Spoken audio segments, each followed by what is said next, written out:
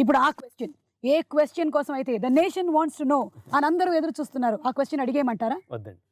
Please అడిగేస్తున్నా.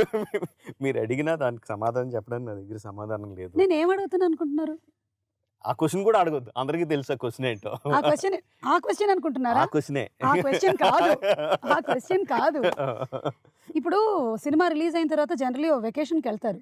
కానీ మీకు 'Baahubali' release అయిన తర్వాత మీరు దేశ విదేశాలు తిరగడం మొదలెట్టేశారు. మరి ఈసారైనా ఏమైనా ఉందా?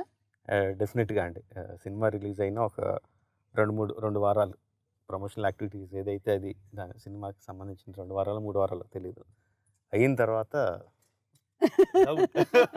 కానీ మళ్ళీ మీరు 'మహాభారతం' స్టార్ట్ చేసేస్తున్నారని టాక్ అయ్య వచ్చింది. బాబోయ్! ఏం లేదండి బాబు. ఏం లేదా? మహాభారతం చేయాలనేది నా నా నా యాంబిషన్ అని బోలెడు సార్లు చెప్పాను. ఆ! ఎప్పుడు చేస్తారంటే అది మొదలు పెట్టడానికి ఇంకో 10 సంవత్సరాలు పడద్దండి. దాని తాలూకు టెక్నాలజీ అదంతా ఆక్లింపు చేసుకొని నా మైండ్‌లో ఏదో ఉందో దాన్ని స్క్రీన్ మీదకి తీసుకురావాలంటే మినిమమ్ ఇంకా 10 సంవత్సరాల ఎక్స్‌పీరియన్స్ కావాలని చెప్పాను.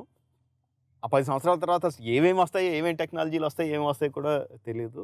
అయన్నీ చెప్పానండి. బట్ జనాలు అదంతా తీసి పక్కన పడేసి నెక్స్ట్ బాహుబలి తర్వాత మహాభారతాన్ని ఫిక్స్ చేసేసారండి. మరేంటి ఆఫ్టర్ 'బాహుబలి'?